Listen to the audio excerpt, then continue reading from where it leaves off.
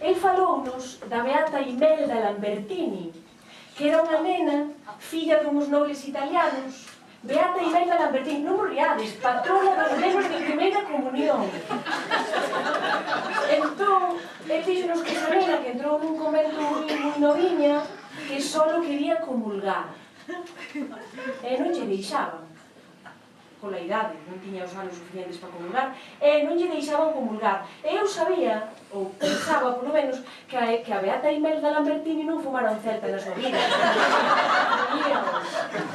E que non tiña tampouco os pecados que tiña eu. E mirad o que lle pasou. Un día estaba esta nena na igrexa, acabara a misa xa, e o cura estaba quitando a roupa, estaba se espindo, as monxas estaban saindo, e de repente unha luz apareceu naquela igrexa que o iluminou todo.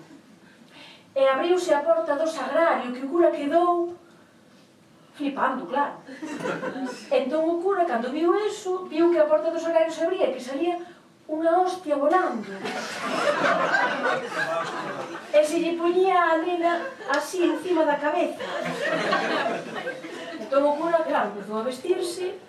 As monxas que se deron conta tamén de todo o que estaba pasando empezaron a entrar outra vez, e o cura achegouse á nena e deulle a comunión. E a nena, despois de comulgar, morreu. Imaginade como estaba eu.